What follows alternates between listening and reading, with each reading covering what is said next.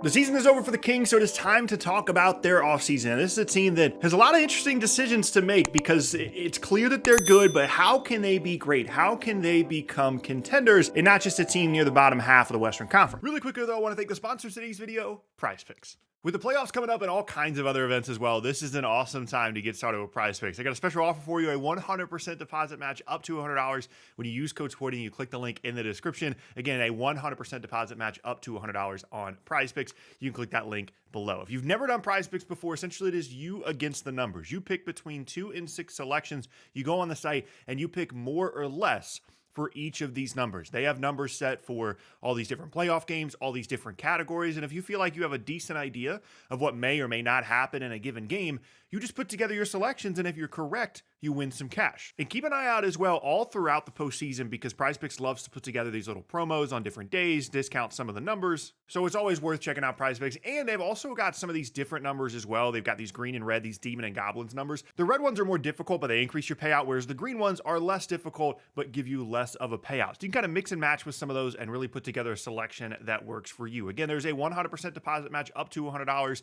Link in the description when you use code SPORTING as well. And thank you again to PrizePicks for sponsoring this video. First, let's talk about their free agency situation. For the most part, there's one guy. It's Malik Monk. He is an unrestricted free agent this offseason. And apart from that, they've got guys under long-term contract throughout their roster. Their core players, Keegan Murray, De'Aaron Fox, Domantas Sabonis. These guys are under contract, and Malik Monk is really good for them. One of the best 6 men in the league. Grew as a playmaker this year. I think in certain matchups is one of their more important players as kind of this, spark plug offensive weapon. And I would assume they're going to be aggressive in trying to retain him and bring him back. But with or without Malik Monk returning on a contract, they are not going to have cap space this offseason. They do not have an opportunity to upgrade their roster in a significant way via free agency. They can use some exceptions and they can maybe move some pieces around, but there will not be cap space this offseason like there was for Sacramento last offseason. And by and large, unless there is a dramatic shift in the mindset in terms of making a possible trade for Sacramento, their roster is going to look remarkably similar next year as it did this year. That's not necessarily a bad thing. 2 years ago, they were really good. This year, they kind of fell off a little bit. But again, the question is, how do you go from good to great? I don't think this ownership group, this front office is going to be happy with just being an okay team. They want to truly get to contention, and they're going to figure out how to get there. And to me, there's 3 ways they can do that. One, they got to figure out a way to guard better. They need better defensive personnel on the roster. I think they thought they had that when they had someone like Davion Mitchell. Now, Keon Ellis has kind of taken over that role. Keegan Murray can guard decently well.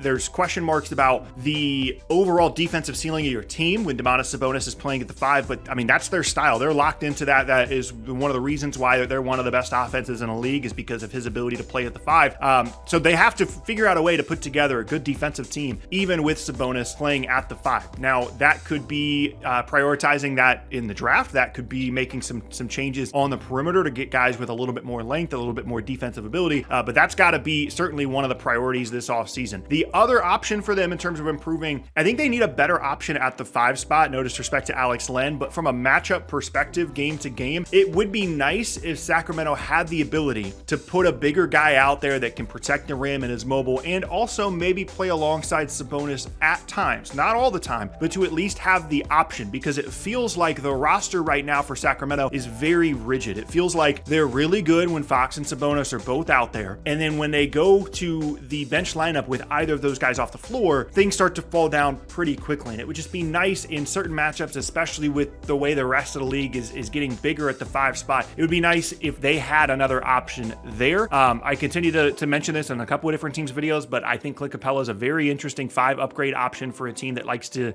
or wants to upgrade to the 5, potentially add someone cheap. Jonas Valanciunas is going to be available potentially for New Orleans. That would be a really interesting bruising front court combination. Obviously, defensively, that would be a disaster, but just trying to figure out a really efficient addition at the 5 spot that would elevate their team that wouldn't cost too much. And then the only other part of this in terms of how they can go from good to great is just internal improvement, right? De'Aaron Fox continues to get better, was a really good 3-point shooter in the beginning of the season. Sabonis continues to grow into this really, really high volume playmaking role. Keegan Murray had a nice improvement this season as well into a really, really nice 2-way player. They've got Kevin Huerter, they've got Malik Monk, they've got a couple other guys on the roster. And when you add that to, some potential draft picks here coming up, that is probably the best way that they're going to try and go from good to great is try and make another leap. This is only, a couple years into the Sabonis Sabonis, Fox version of this team, continued growth and improvement is certainly going to help them. Here's the problem though. There are a lot of other really good teams in the West, and there are a lot of other really good teams in the West that have a better opportunity to improve their roster than any of the things that I just mentioned for Sacramento. They have a better opportunity for internal improvement. They have a little bit more flexibility in their cap space in their offseason. They have more assets to trade. And it feels right now like Sacramento, this version of the team at least, is destined to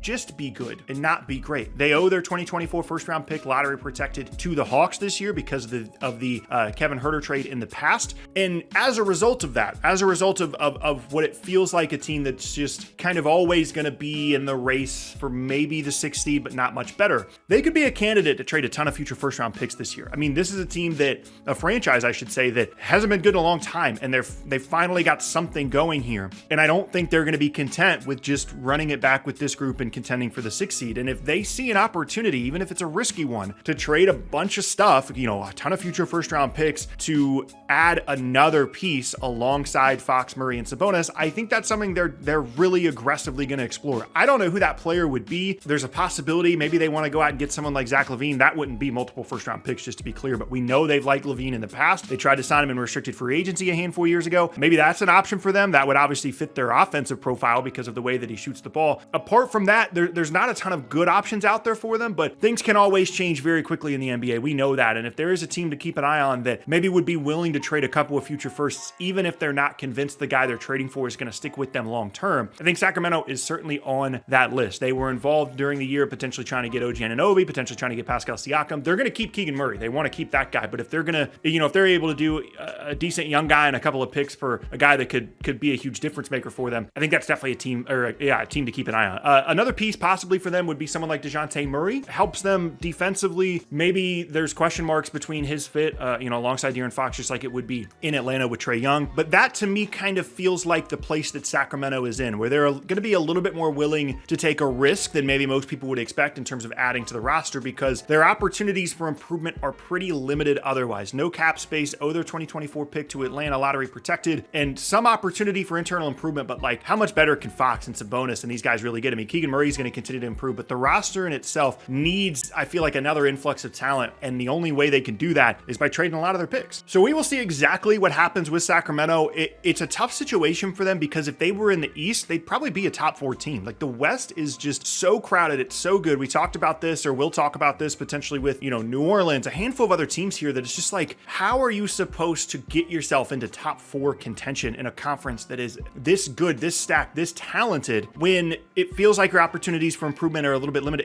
It's a really, really tough situation because you don't want to just resign yourself to being the 6th best team in the conference as your ceiling, but that might be where Sacramento is. And it's been a nice story over the last couple of seasons. They're a really fun team to watch, but I would be decently surprised if we win in the next season and they have essentially the same roster, whether it be being willing to trade a first round pick for another rotation piece, whether it be something a little bit splashier like LaVine or DeJounte Murray, whether it be adding more defensive pieces with a mid-level exception or a future first round pick. That feels like the direction that they need to go in, and we'll just have to see if they're able to make it work.